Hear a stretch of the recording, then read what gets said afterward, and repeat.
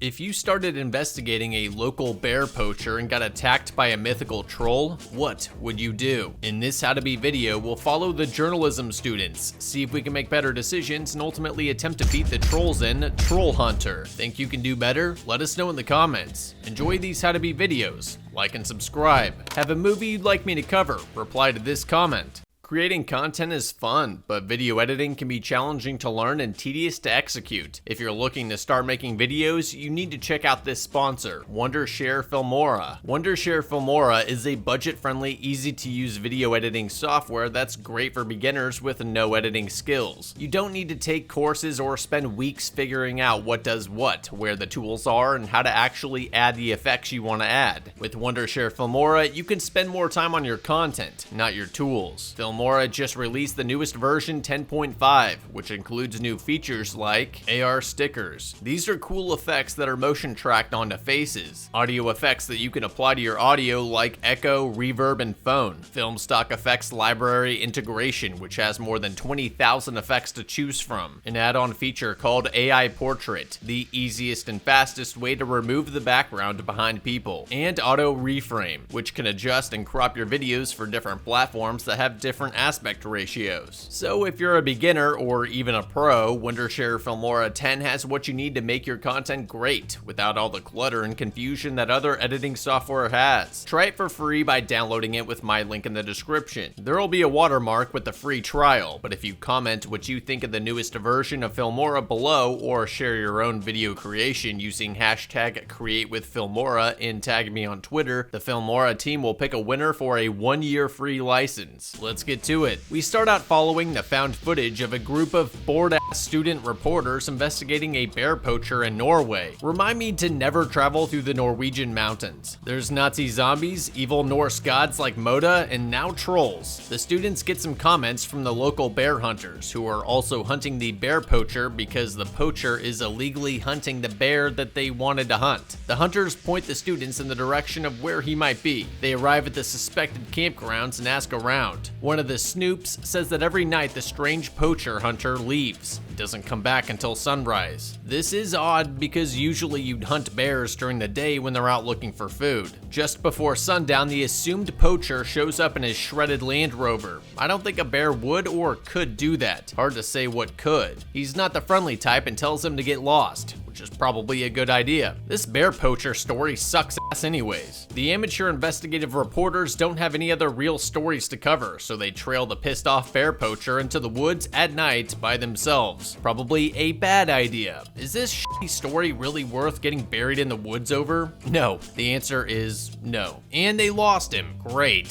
Some of the other students hung back so they could sleuth around his camper. There's furry shit on the ceiling and a shotgun. Nothing too weird for a hunter. I will say, knowing that this guy is a troll hunter who wants to keep his profession on the down low, maybe he should have pulled the window curtains. The next morning, the students hear reports of another bear killed by a poacher and go in to investigate. The local hunters say that this was the poacher's doing, another lead on the riveting front page story they're building. Armed with this evidence, they confront Hansel about his shady deeds. Surely this will elicit an informative response. These students are too young and dumb to take the hint and trail him into the dark forest again. This is how people go missing. If I was the hunter, I'd just leave a tire puncher on the road behind me to pop their tires and shake them off my tail. Hunting trolls is serious business, and these kids are liable to get you or themselves killed. They lost him again. With a lucky guess, they take the left road, which leads them to a gate with a no trespassing blasting areas sign. Normal people would say, damn, guess we need to turn back. Not these kids. They take it as a good sign. Turns out it kind of was. His truck is parked further up the dirt road. He must be out hunting. A totally viable option is to hang out here and wait for him to come back with any bear accoutrements. Thomas and his crew choose to boldly and loudly stumble through the forest at night in hopes that they'll catch who they think is a bear poacher illegally killing his prey so they can be the small town heroes who made the citizen arrest. God, this is such a dumb idea. Did they ever stop to think about the danger of confronting a sketchy man who is potentially doing something that could land him in prison for a year? He's not even the only danger. The predator he's hunting could easily kill them as well. Hell, the poacher could just accidentally shoot them.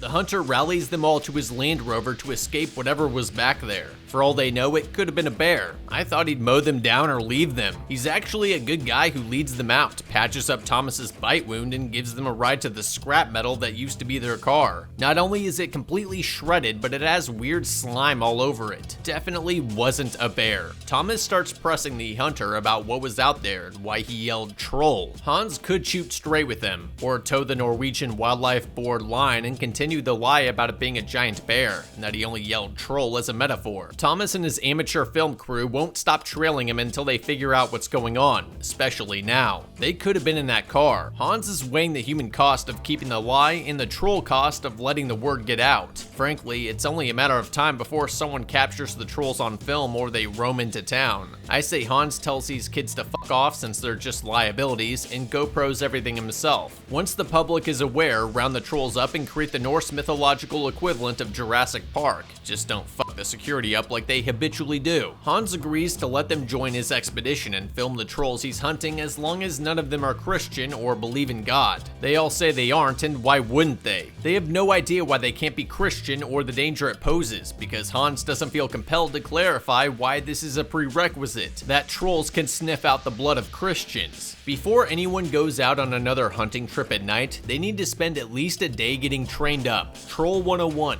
troll types, characteristics, dangers, how to survive, strategies, tactics, equipment, contingency plans. One day won't set Hans back much, and it will be crucial for them not getting Hans or themselves killed. Thomas also needs to get that bite wound checked out at a hospital. Of course, they don't do any of this. Thomas and his crew just jump into his Land Rover and head out into the desolate wilderness without any weapons or intel. Tommy complains about sitting on something and pulls out a landmine. It's okay though. Hans says it wasn't armed. This is the start of the greatest Trollhunter movie ever. Let's go and make the greatest war movie ever! Yeah! Yeah! Yeah! Right. Yeah! When they get to the insertion point, Hans instructs them to remove their body odor by bathing in the stream and rubbing his secret troll stench recipe all over their bodies, still firing from the hip as they go. If trolls have an excellent sense of smell, there are numerous preparations that most likely need to be executed prior to coming out here. The clothing they wear, how it's washed, their personal hygiene procedures, what they eat, if any of them are chewing gum, scent control products, procedures for their urination and defecation when on the hunt, etc. I'm guessing trolls have eyes too, so it might be a good idea to take off your yellow and red jacket so they don't see you from a mile away, Ronald McDonald. Hans grabs the UV flash gun from his truck. Based on his weapon of choice, I'm assuming sunlight deters or kills them. I don't know though, because the expert won't take a minute to tell me. The students still don't believe Hans's troll stories. They joke about how this is all fairy tale nonsense and Hans's big flashlight will turn the trolls into stone. Hans plainly responds that depending on how old they are, some just explode. He then calls in to his troll veterinarian to let them know he's hunting a sick ringlefinch who's marking its territory by pissing everywhere. The vet wants a blood sample, but Hans says he doesn't have the right equipment. He hangs up and tells his film crew to wait while he chases the troll out. The balls on this dude. It might be nice to know which way the troll will be running, where to go if shit goes south, and what to do if Hans becomes troll food. It'd also be nice to have some radios in case they get separated. After Hans disappears into the tree line, Johanna says that she feels sorry for the man for believing in trolls. You dumb bitch. Have you been on Instagram the entire time that Thomas was attacked? Your car mangled, the weird substance he had that smelled and looked like nothing you know, or the slime? Not to mention the irony of you saying that while following him out here into the middle of nowhere to hunt the thing that you don't believe in.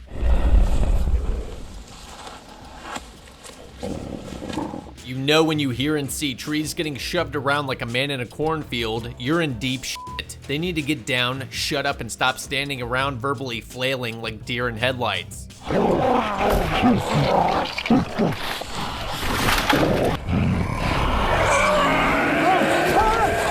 That thing is huge. Hans needs to ditch that flashlight pole for a bazooka. Maybe having an agreed upon exit strategy laid out in the beginning would have been a good idea, so you didn't all have to just run in some direction while in full panic at night in the woods. It's easy to get turned around in that situation. If they had brought compasses and knew what direction they needed to run in, their retreat would have been a lot more orderly. I'm always impressed at people's ability to hold on to their camera gear when shit hits the fan. Those would be the first things I'd drop. Well, not the camera, that's holding holding important footage, but the sound boom and stuff, forget it. Everyone gets separated and lost. Can't exactly call out to your friends unless you want to get ground up in a troll's back molars. You know what would be nice? Those little cricket clickers the Allied paratroopers used in World War II. Sounds like wildlife noise unless you know that your friends have them. Thomas links up with Cal and then Hans finds them and gestures that they're right underneath the troll's ass. The woodland trolls have excellent camo, almost like Moda from The Ritual.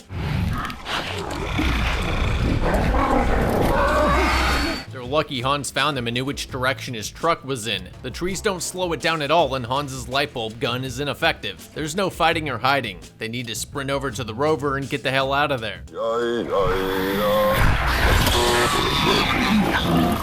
Oh, he wasn't kidding. UV does turn trolls into stone, if you have a powerful vehicle-mounted spotlight. His flash gun isn't that reliable. If I was on the troll security service, I'd be bringing thermal and night vision goggles. I mean, the students had a night vision video camera for fuck's sake. And you, a professional troll hunter, are wandering dark forests at night with your naked eyes looking for well-camouflaged woodland trolls. I'd also bring a partner for backup, an amped-up version of the flash gun since its current power level is clearly insufficient, and a backup 600 Nitro Express double-barrel elephant gun in case the batteries were having trouble in the cold. I'd also put far more effort into concealing my body odor, briefing my team and giving them UV flashlights they could use to defend themselves if they got separated from Hans or he was killed, something like Kyle Crane had in Dying Light. Hans radios in the kill and Finn from the wildlife board shows up with a dead bear to cover up the cattle killings in the area, plant some fake bear tracks, and have Hans put the finishing touches on.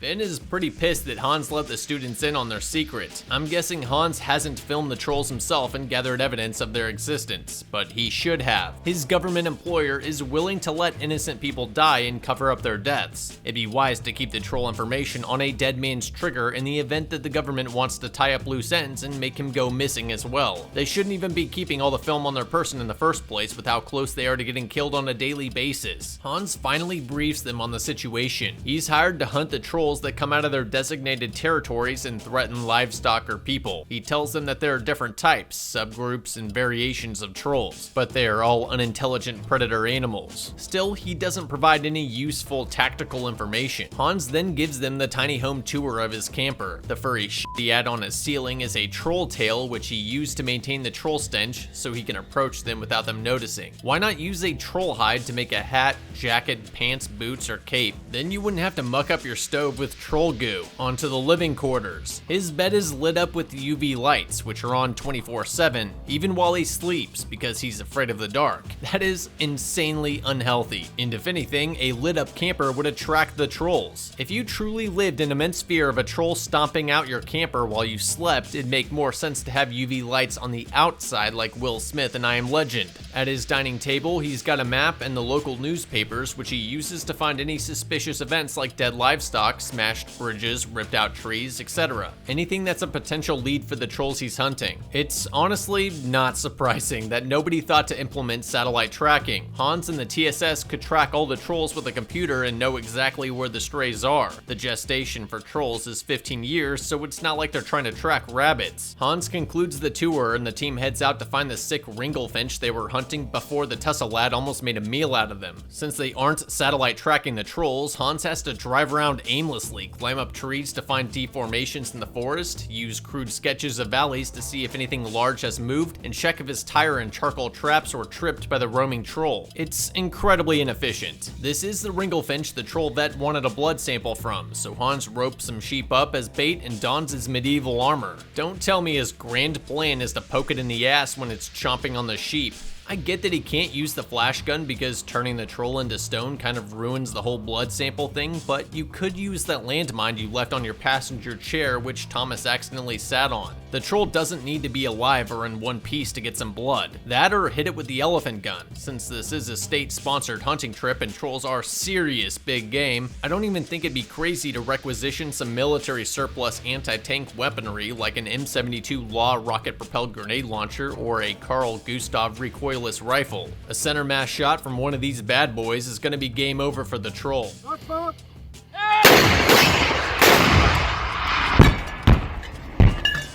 I don't even want to get started on how useless his armor is. Did we forget what happened to Thomas's car? At this point, he's on a suicide mission. The camera crew gets into position and rolls tape.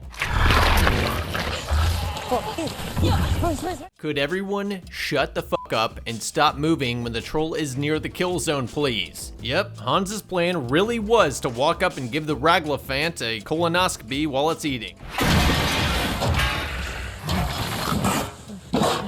Gee, who could have seen that coming? Worst strategy ever. He should have just poured the Christian blood on the old French landmine and kicked back. Wow, the armor actually worked. That was sheer luck though. If the troll had put any more effort into chewing or decided to tenderize Hans's meat, the armor would only succeed in being a ground meat container. Rocky wants to go another round. This time, he's bringing the flash gun. It wasn't clean, but they got the blood sample. Hans brings it to the troll vet, who I hope is a troll professional operating under the cover of a small animal clinic and isn't doing this as a side hobby. In her unauthorized interview, she says that trolls can't convert vitamin D from sunlight into calcium, so when they're exposed to sunlight, their bodies overreact. Their stomachs expand, gas is forced into their intestines and veins, and they pop like an egg in a microwave. The older ones turn into stone because their veins are too constricted, so the expansion occurs in their bones. In seconds, everything calcifies. Yes, science! She says that she's working on a lethal injection as a more humane way to put them down because stoning or exploding is quite painful for them. Pretty sure lethal injections cause severe pain, take minutes to kill, and fail quite often. The flash gun or a high explosive RPG round to the chest is honestly pretty humane. More reports come in about trolls leaving their reservations. Hans remarks that usually they don't leave, and something may be chasing them off en masse. If that's the case, you're definitely gonna need a bigger gun. With how many trolls are wandering around populated areas, it's a surprise that the locals don't know about them yet. It's only a matter of time before one strolls into town and engorges in an all-you-can-eat buffet. It's high time the government makes a Norwegian troll version of Jurassic Park. I know, Jurassic Park always ends badly, but as long as they hire a competent security advisor, sat-track the trolls, implement redundant lines of defense, and station a couple Leopard 2A4 tanks outfitted with coax UV spotlights nearby, they should be good to go. Based on the deforestation, Hans thinks it was a few trolls running north. Do Hans and company do any prep work or upgun themselves at all? Of course not. Hans walks into the forest at night without any weapons at the ready. If 3 trolls stampede out of that tree line, you won't have time to fumble getting that flash gun out of your ass before you become part of the Earth's crust. Hans didn't even go down to the electronics store to pick up a video camera that had a night vision mode after seeing the kids put it to good use. I think it's safe to say that we're using the term professional very loosely. The students need to get closer to Hans. Sadly, he's the only person that could potentially protect them, and he can't do that if they're 50 yards away. Hans tracks the troll footprints to an abandoned mine. He wants to go in and search it, but his crew is justifiably concerned. Hans confidently says, don't worry, there's no trolls inside. 1, how would you know? 2, what if they come back while you're inside? 3, if this is a search and destroy mission, there's no reason to go inside an empty mine cave. Just trap the entrance or ambush them at sunup when they come back to sleep. You have access to explosives too. I'm sure you could get your hands on enough TNT to collapse the mine entrance and entomb the trolls. Right, I don't think you know, man. So you didn't know if the trolls were home. I'm getting those vibes that the guy who you think knows his shit doesn't know as much as he lets on or would like you to think. Hans says that the whole pack of trolls lives here. Yeah, I figured that out without having to go into the cave at night. What are we doing in here again? The flash gun won't have enough juice to stone them all. Better find a small tunnel to cozy into until daybreak when you can make a break for it. Just their luck. One of the trolls lays down right in front of their exit. The trolls don't seem to have sniffed them out yet. Maybe they're just too tired. Cal isn't taking any chances. Dude's going hard on the troll stench. With how antsy Thomas, Johanna, and Cal are, there's no way they're surviving until morning. It's also a giant risk that the troll wakes up and smells their ever-increasing stench of human body odor. They need to wait a little longer until the sun rises before they make their escape. They might be able to tiptoe out without the trolls noticing, but it's too risky. If one of these morons accidentally bounces the boom mic off one of the trolls' noses, even if they escape the mine, they'll get run down in the dark forest. Cal is only leaving them with two options. They can either put him down or run. Nobody has the stomach for the first option, so they break for it. The trolls wake up from all the commotion and start chasing them. Hans's flash gun barely has enough power to keep the trolls off their asses. If anyone stumbles or falls behind, they're dead.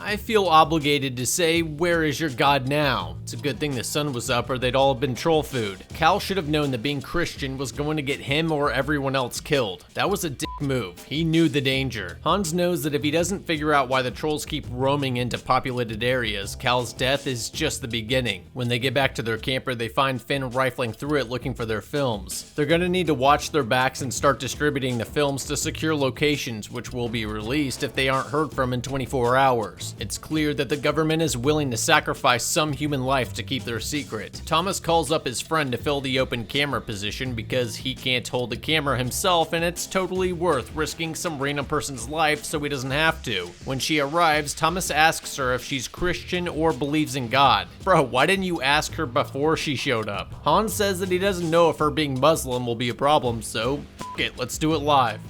No. We'll do it live! Fuck it!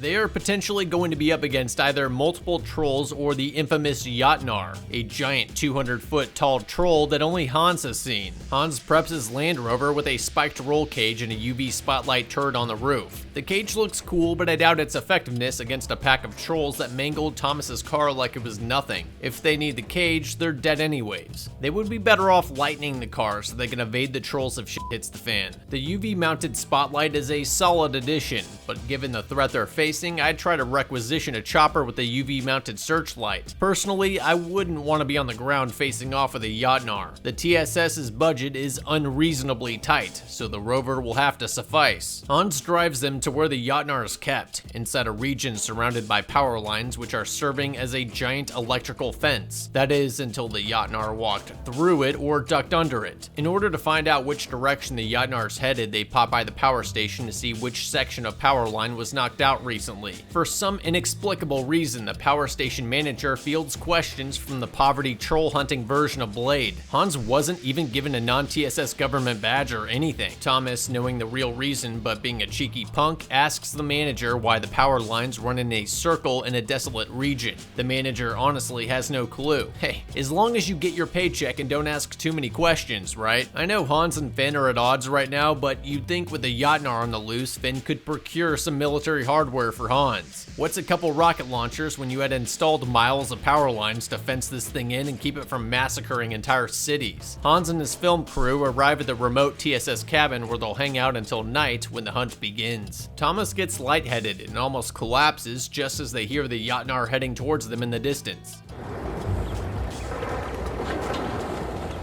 Yeah, you should have gotten that disgusting pus-filled bite wound checked out a long time ago. You know you were bit by a troll. You know they're disgusting creatures. Getting checked out at the hospital was a no-brainer, and now you're succumbing to it at the worst time possible. Hilda from the small animal clinic rings Hans and tells him that the troll had rabies in its blood. Hans speculates that this was causing the Jotnar and the other trolls to behave erratically and aggressively. That's also really bad for Thomas, because once a person begins showing signs and symptoms of rabies, the disease is nearly always fatal.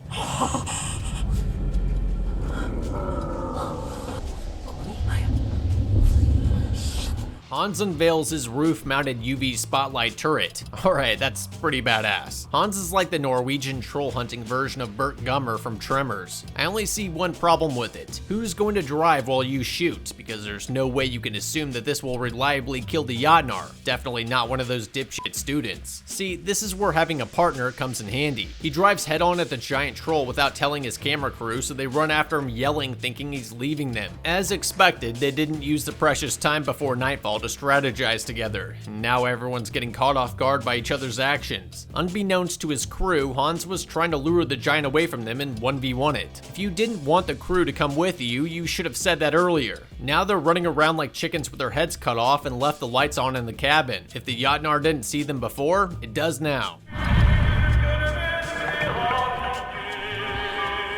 Hans continues to try to lure the giant away from the students with some gospel music so he can safely fight it in the open. Apparently none of the kids got the message because they're still running around and screaming like jackasses. Despite them, Hans gets his dance.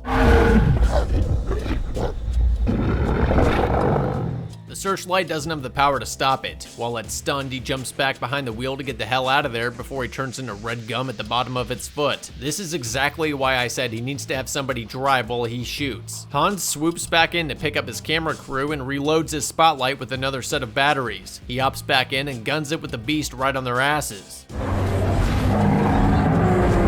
Closing in on them even with the rover at full speed. What'd I say about removing the spike cage to lighten the vehicle so it could go faster? That puny cage won't do shit to stop this thing. Some moron runs out in front of their car to catch a ride out of the giant's path. Dude, why would you want to get into the vehicle that's about to get stomped on by the Jotnar? Just let it pass and lure the giant away from you, then get out of dodge. Now they have to slow down for him or he'll become food. Driving away isn't an option anymore. Hans mans the turret to buy them some time. Here's a bright idea. How about one of you idiots starts driving this rover out of here while Hans shoots? The UV spotlight stuns the Jotnar again, forcing it to run away. Hans isn't gonna let this guy go. He tries to drive out in front of it because tactically that makes complete sense. If I was someone in the camera crew, I'd pop the door and roll out of this suicide mission.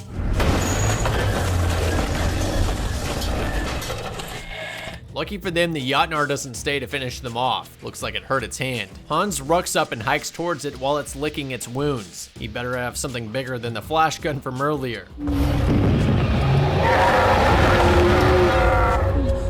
Why didn't you fire that up its gooch while you were driving behind and underneath it? Driving in front of it was just dumb. Also, it's kind of a shame he stoned it. That's a lot of good meat wasted. If he just used conventional firepower, they could have harvested its remains. I guess selling troll meat on the market would blow the whole secret though. Finn and his government goons arrive to tie up the loose ends. Thomas grabs the camera and everybody runs, but only Thomas successfully escapes their grasp. What we just watched was the footage that was leaked out by Thomas before he died from his rabies infection. Hans and the rest of the film crew were never heard from again. Safe to say they're buried somewhere out there by the deceased Jotnar. Despite this footage being discovered, the government still somehow managed to keep a lid on the existence of trolls in Norway. I don't see that being possible since the roaming trolls are still a problem and the found footage contains enough evidence to blow this thing wide open. Let's recap the pivotal points where different decisions could have altered who lived and died. If Hans had a partner, reasonable access to decent weaponry, or decided to film and gather evidence of the troll's existence himself, which he could discreetly release to the public later, himself, Cal, Thomas, Johanna, and Malika wouldn't have been killed by the trolls or government henchmen. I mean, they had GoPros in 2010. The film crew was unnecessary. I'd actually say the footage isn't worth anything because people will just say it's fake. Hans's information about troll locations is infinitely more valuable. All said and done, I think we could have beaten the trolls and the shady government from Trollhunter. Thanks for watching, and remember, if you're going to hunt trolls, Bigfoot, the Loch Ness, or whatever monster, you need to prepare for the unlikely event that you do run into it.